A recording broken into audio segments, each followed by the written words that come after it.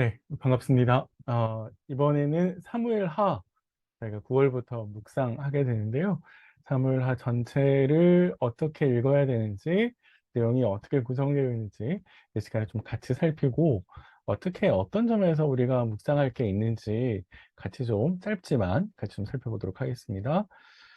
사무엘 하를 들어가시기 전에 사무엘 하를 제대로 이해하기 위해서 저희가 조금 익혀야 되는 기본 개념이 있는데 그 첫 번째는 왕이라고 하는 것입니다. 이스라엘 백성들에게 이제 하나님께 요구해서 왕을 세웠고 그 첫 번째 왕이 사울이었고 그 사울을 이어서 다윗이 왕이 되는데 이스라엘 백성들에게 있어서 왕의 자리는 특별히 하나님께서 정하시는 왕의 자리는 그 주변 국가들의 왕과는 약간 차이가 있습니다.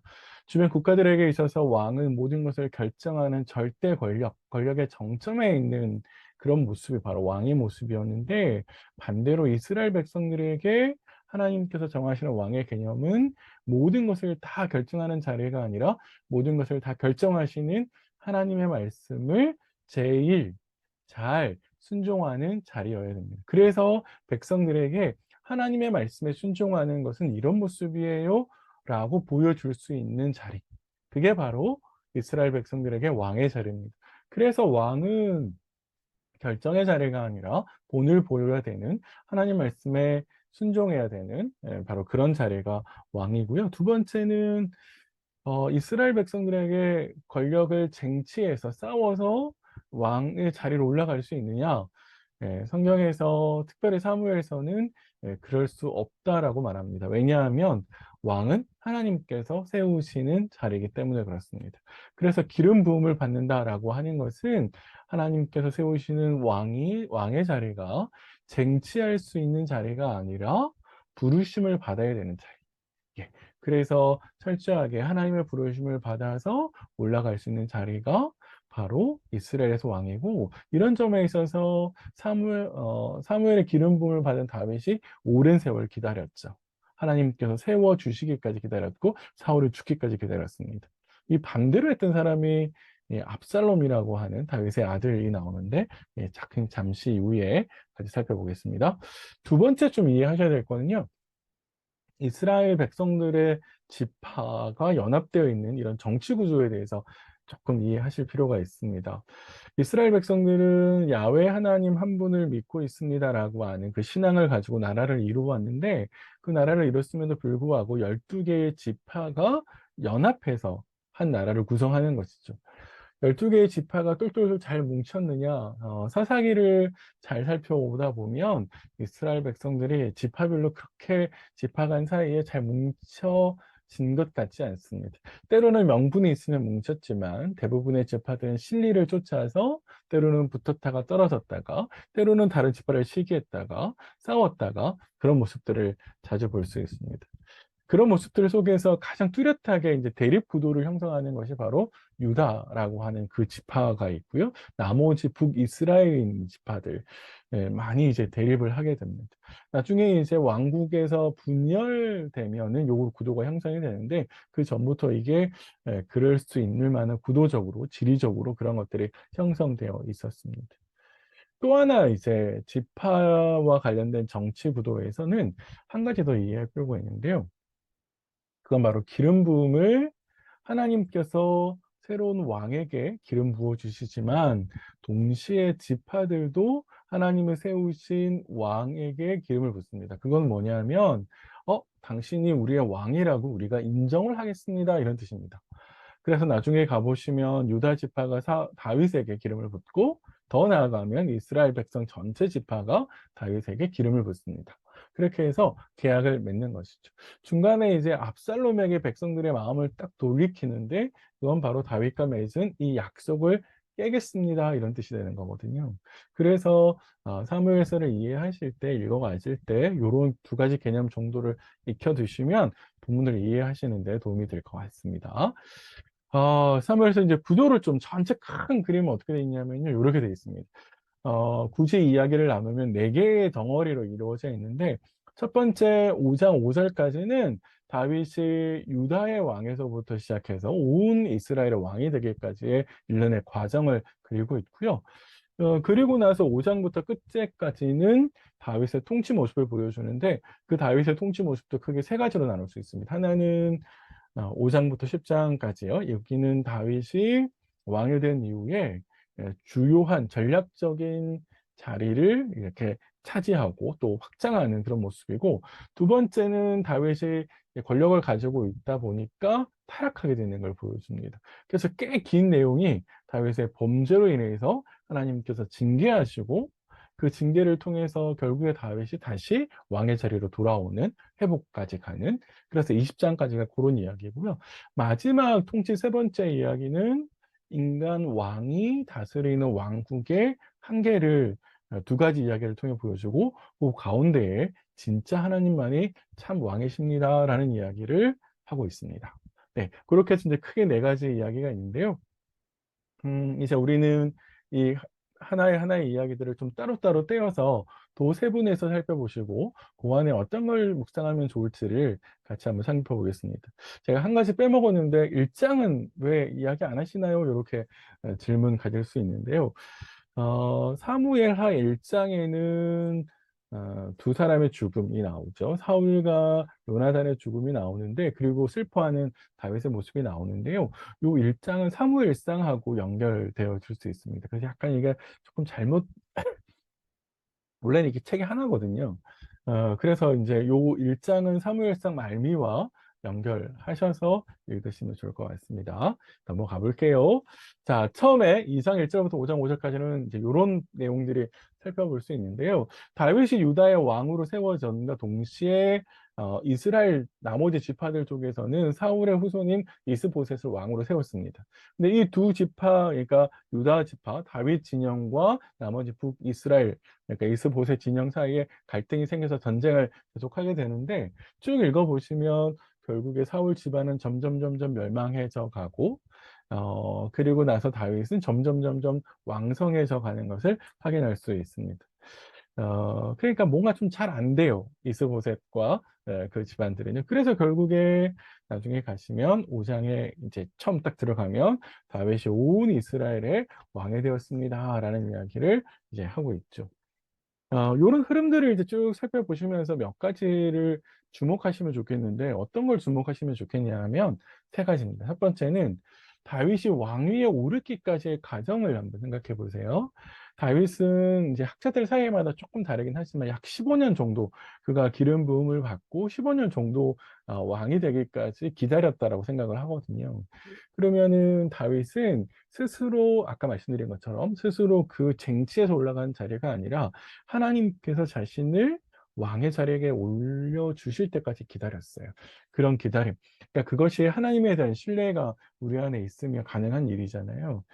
우리가 하나님의 때를 기다릴 수 있을까? 어떤 하나님께서 약속하시고 말씀하신 것에 대해서 우리가 얼마나 그 때를 기다려서 갈고 있을까? 그건 정말로 우리 안에 하나님을 향한 신뢰가 얼마나 있는지를 확인해 볼 수 있는 거거든요. 그런 점에서 한번 생각해 보시고, 두 번째는 사울이 죽고 난 이후에 다윗의 모습은 굉장히 적극적입니다.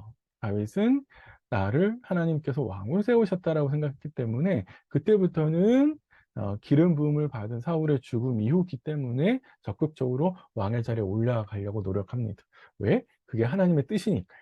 신앙이라고 하는 건 뭐냐면 결국에 하나님의 뜻을 깨달아서 그 뜻을 이루려고 적극적으로 노력하는 거거든요. 하나님의 뜻이 자신을 왕으로 세우는 거였기 때문에 그런 모습 속에서 다윗은 굉장히 열심히 왕이 되려고 애를 씁니다. 그런 점에 있어서 나를 향하신 하나님의 뜻은 무엇일까? 내가 어떻게 살고 또 하나님은 내 안에 어떤 걸 다루기를 원하실까? 말씀을 좀 보시면서 묵상해 가시고 그걸 발견하면 그 뜻을 이루기 위해서 노력해야 되는 것이죠. 세 번째는 다윗이 잘 되고 있고 다윗이 결과적으로 굉장히 뭔가가 잘 풀리고 있는데 그 가운데 있는 것이 하나님의 함께 하심이라고 하는 겁니다. 우리의 주목할 부분은 뭐냐 하면 와, 다윗이 진짜 이렇게 잘 됐구나라고 하는 축복의 결과물들이 아니라, 하나님이 함께 하고 계시구나라고 하는 겁니다. 하나님이 함께 하시지 않으면 이 모든 결과물들, 축복이라고 불리는 것들은 아무 무용지물이 되는 거거든요. 그런 점에 있어서 하나님과 동행하는 것, 그것이 다윗이 왕으로서 이스라엘 백성들을 다스리는 것에 결정적인 역할을 하고 있는 겁니다. 자, 그런 점에서 좀 잘 생각해 보시면 좋겠다 싶고요. 두 번째로 넘어가 보시죠. 두 번째 5장부터 10장까지는 다윗의 통치 첫 번째를 보여주는데 한마디로 말하면 정복하고 확장해 간다라는 겁니다. 아까 말씀드린 대로 전략적인 요충지 이런 데서 이제 주변 지역을 확장해 가고요. 다윗성을 그때 점령합니다. 두 번째는 신학적인 정통성이라 그럴까요? 하나님께서 인정한 왕이다라고 하는 것에 내용들을 보여주는 게 6장과 7장입니다. 물론 다윗은 언약궤를 옮기는 과정에서 두 번 시도합니다. 첫 번째는 실패해요. 다윗이 왜 실패했을까라고 하는 게 굉장히 중요한 문제인데 이 시간에 다 말씀드릴 수는 없지만 작게만 말씀드리면 다윗이 하나님보다 앞서갔기 때문에 그렇습니다. 다윗의 고백이 내가 어찌 하나님의 언약궤가 내게 오리요 이렇게 다윗이 고백하는데 그것은 하나님의 뜻을 자기가 끌어안으려고 했던 거죠. 하나님께서 하실 때까지 기다려야 되는데 지금까지 그렇게 왔었는데 다윗이 이 문제에서 잠깐 넘어지는 모습을 보이고요. 7장에 가면 소위 말하는 다윗 언약이라고 해서 하나님께서 다윗 가문을 영원히 지켜주시겠다라고 하는 약속을 해주시는 부분이 등장합니다. 8장에서는 다시 영토를 확장하는 이야기가 나오고요. 그 다 영토 확장되고 난 다음에 9장에서는 다윗이 은총을 베푸는 두 가지 이야기가 나옵니다. 하나는 요나단과 약속을 맺었기 때문에 요나단의 자손을 찾아보고 그 요나단을 찾아서 무비보셋이라고 하는 아들을 찾죠. 그리고 10장에서는 예전에 은혜를 입었던 암몬의 왕에게 다시 자기가 은혜를 베풀려고 하는데 암몬의 왕이 오해를 해서 결국 이렇게 정벌하게 되는 그런 모습들을 보여주고 있습니다. 예, 내용이 그렇게 어렵지 않은데 6장과 7장이 조금 어렵습니다. 그때 좀 묵상하시면서 혹시 이제 좀 어려운 점이 있으면 나중에 같이 좀 나누기로 해 보시고요. 여기에서는 이런 것들을 좀 묵상하시면 좋겠는데 6장과 7장을 가면서 어, 하나님의 함께 하심이라고 했잖아요. 다윗이 아까 하나님의 함께 하심으로 말미암아 여러 가지 결과 좋은 축복들이 일어났다고 그랬는데 거꾸로 하나님이 함께 하시는 사람은 그가 하는 모든 행동들이 다 하나님의 뜻인가? 예, 그렇지 않을 수 있다라는 겁니다. 특별히 다윗이 언약궤를 옮기는 과정에서 첫 번째 실패하는 모습은 바로 이러한 것들을 볼 수 있고요. 두 번째는 다윗 언약을 맺으면서 다윗이 하나님께서 다윗에게 약속하시는 것, 다윗이 하나님을 위해서 성전을 짓고 싶어 했는데 거꾸로 하나님께서는 너는 못 짓고 네 아들이 지을 거야. 하지만 그 전에 내가 너희와 영원히 함께 할게 라고 약속해 주시는 부분이 있는데 이것은 하나님의 의지를 좀 읽으셨으면 좋겠습니다. 무슨 의지냐면 하나님께서 이스라엘 백성들을 애굽에서 이끌어내셨는데 왜 이끌어내셨는가라고 하면 거룩한 백성을 만드시기 위함이거든요. 바로 이 약속 안에는 하나님께서 그런 출애굽과 관련돼서 약속을 성취하시고 이루어 가시는 그런 모습들이 있습니다. 세 번째요. 하나님께서 다윗 집안에 영원히 함께 해주겠다. 유다 백성들은 하나님의 이 약속을 너무 신뢰한 나머지 우리가 어떻게 하더라도 우리가 하나님을 잘 믿지 않더라도 그래도 하나님은 우리와 함께 하시지. 우리가 좀 잘못하면 징계하시겠지만 그래도 우리를 떠나시는 않겠지? 이렇게 오해를 했었습니다. 그런데 우리가 잘 아는 것처럼 이스라엘은 남북으로 나누어지고 난 다음에 북이스라엘은 722년, 남유다는 587년 혹은 586년 이렇게 해서 멸망하잖아요. 그게 오해를 했기 때문에 그런 거거든요. 하나님께서 범죄한 것에 대해서는 결코 용납하지 않으신다라고 하는 것을 사무엘서도 똑같이 이야기해 주고 있습니다. 그런 면에 있어서 우리가 에이, 설마 하나님께서 설마 그러시겠어? 그런 점에서 조금 내 믿음이 너무 나태해지고 있는 건 아닌지, 내가 너무 하나님 앞에서 내 신앙이 너무 나약한 건 아닌지 그런 점에 있어서 조금 생각해 보시면 좋겠다 그런 생각이 듭니다. 예, 세 번째 이제 단락으로 넘어가 볼게요. 11장부터 20장까지인데요. 내용이 아주 깁니다.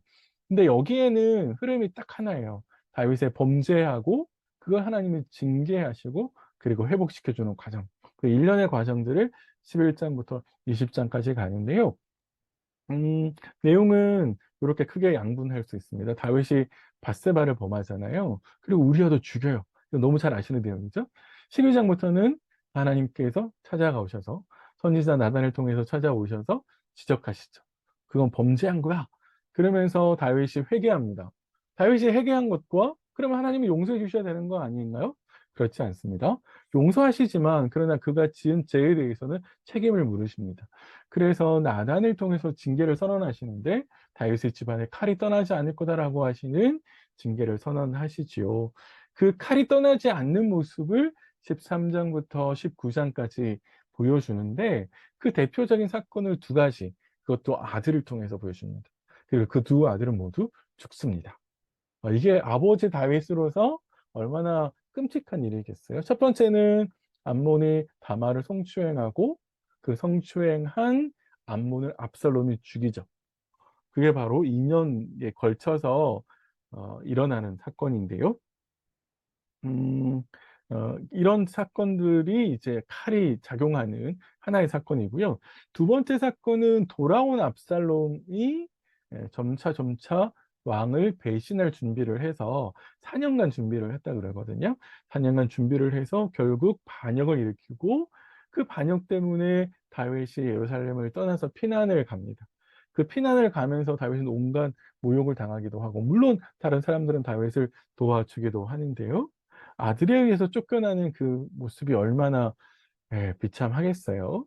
그게 이제 칼이 작용하는 건데, 근데 여기서 끝나지 않고 결국 이제 다윗과 함께한 사람들과 압살롬과 함께한 사람들 사이에 전쟁이 일어나고 그 전쟁에서 압살롬이 죽습니다.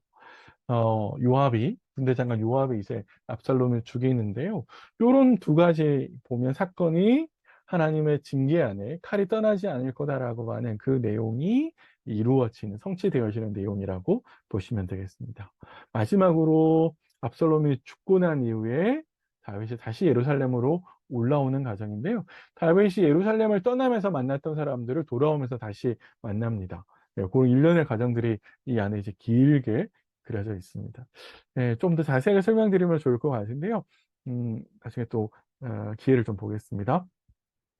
여기 안에는 생각할 게 꽤 많은데 첫 번째는 죄를 다루시는 하나님에 대해서 고민해 보셔야 됩니다. 하나님은 용서하시지만 죄에 대해서 책임을 물으십니다.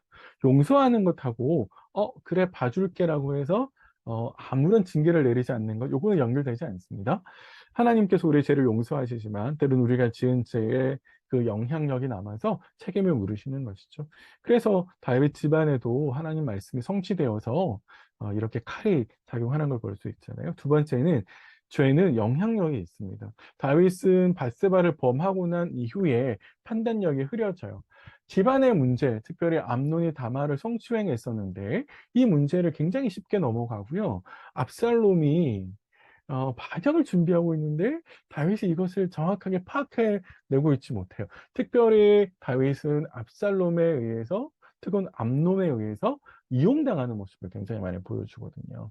그런 면에 있어서 제가 영향력이 있고 제가 들어왔을 때 내가 신앙인으로서 정확하게 판단하지 못하게 한다라고 하는 것, 그것이 내 마음을 사로잡을 수 있다라고 하는 것, 그런 영향력들에 대해서, 그리고 그 영향력은 내 안에서 끝나는 것이 아니라 내가 지도자의 자리에 있고 혹은 지위가 있는 사람이라면, 직분에 있더라면 그 주변 사람들에게 영향력이 간다, 이렇게 생각하시면 되고요. 세 번째는 우리가 앞서서 이야기했던 것처럼 왕은 쟁취해서 올라갈 수 있는 자리가 아닌데 압살롬은 사울의 전철을 그대로 밟아서 실수합니다.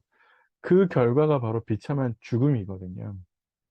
그런 면에 의해서 욕심과 탐욕의 결과가 뭔지를 깊이 묵상해 보시면 좋겠습니다. 야고보 장로가 이야기하잖아요. 욕심이 잉태한즉 죄를 낳고 죄가 장성한즉 사망을 낳는다. 그래서 내 안에 다시금 그런 모습들에 대해서 생각해 보시면 좋을 것 같고요. 다섯 번째는 이 다윗이 참 대단하다라고 하는 게, 다윗이 예루살렘을 떠나면서 이것이 단순하게 아들의 반역이 아니라 다윗은 이게 곧 하나님께서 나를 징계하시는 거다라고 하는 것을 생각하고, 나를 징계하셨기 때문에 돌아오는 과정에 있어서도 다윗은 하나님의 뜻을 철저하게 묻습니다. 그러니까 그런 일련의 과정들 속에서 우리에게 주는 메시지는 우리가 하나님의 뜻을 물어야 된다라고 하는 겁니다. 우리는 쉽게 너무 하나님의 뜻을 묻는 것에 대해서 너무 잊어버리고 살거든요. 내가 그동안에 경험해 온 것들, 내가 알고 있는 지식, 정보, 이런 것들을 통해서 하나님께 계속해서 묻는 것들을 하지 못할 때가 많은데, 물어야 된다라고 하는 것들 좀 기억하시면 좋을 것 같습니다. 마지막 이제 네 번째 단락이고요. 이제 더 이제 통치를 보여주는 세 번째 단락인데, 이 세 번째 단락은 스토리 자체는 그렇게 많지는 않은데요. 메시지는 명확한 것 같아요. 다윗이 잘 통치한 왕이긴 하지만 그럼에도 불구하고 인간 왕국은 한계가 있고 진짜 참 왕이신 하나님을 신뢰해야 된다라고 하는 메시지를 이 마지막 단락에서 주고 있습니다. 그래서 내용은 요 중간에 3번이 보이세요? 3번에 하나님을 향한 고백, 그 양쪽에 다윗의 용사들이 있고 또 그 양쪽에 사울 왕정의 이제 다윗 왕정의 한계 이렇게 나오잖아요. 요게 이제 그 중간에가 핵심이다라고 해서 요게 히브리인들이 요런 방식으로 글을 잘 구성해 놨는데 그냥 쭉 쓰면은 잘 모르겠는데 히브리인들의 읽는 방식으로 읽으면 하나님을 향한 이 고백, 참 왕이신 하나님, 요게 이제 핵심의 내용이 되는 것이죠. 21장 1절부터 14절 약간 오타가 났습니다. 21장 1절부터 14절에는 사울이 약속을 깨트려서 기브온 사람들을 죽인 것에 대한 책임을 해결하는 것들을 보여주고요. 그건 이제 사울 왕정이 지은 죄, 그건 하나님이 해결하시죠. 다윗의 용사들을 아래 위로 한 번씩 보여주고, 그리고 마지막에서는 다윗이 인구조사를 합니다. 다윗이 인구조사를 하면서 다시 또 한 번 하나님 앞에서 실수하는데, 그렇게 잘했던 다윗도 나중에 가서 실수한다라고 하는 걸 보여주면서 인간은 참 한계가 있구나.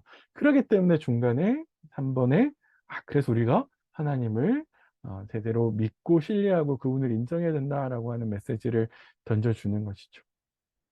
네, 그래서 이스라엘의 참되신 왕은 하나님, 이게 이 본문의 메시지입니다. 사무엘서 전체 메시지이기도 하고요. 인간 왕은 그저 도구일 뿐이다라고 하는 것. 하나님의 왕되심을 인정하는 사람, 그 사람이 정말로 영광 가운데, 하나님이 나눠주신 영광 가운데 들어갈 수 있다. 인간을 의지하는 건 한계가 있다. 이런 메시지들이 숨어져 있으니까요. 이런 것들을 잘 묵상하셨으면 좋겠습니다.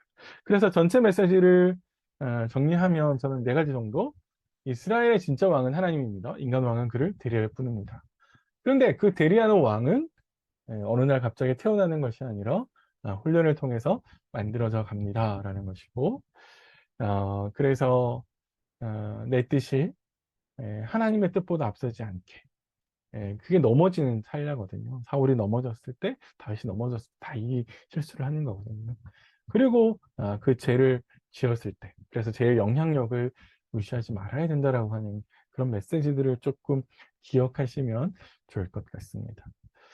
예, 사무엘서와 관련해서 교회에서 이제 광고를 드린 대로 새왕 이야기라고 하는 책을 함께 살펴볼 텐데요. 새 왕의 이야기, 사울과 다윗과 압살롬, 요 세 사람의 이야기를 특별히 이제 사무엘 하와 관련해서 저희가 함께 살펴볼 수 있는데, 이번에 같이 이제 광고 드린 대로 같이 좀 살펴보려고 합니다. 뜻이 있는 분들은 같이 동참하시면 좋을 것 같습니다. 예, 제가 설명을 잘 드렸는지 모르겠습니다. 수고 많으셨고요. 저는 다음에 우리 묵상하는 성경에서 다시 인사드리도록 하겠습니다. 고생 많으셨습니다.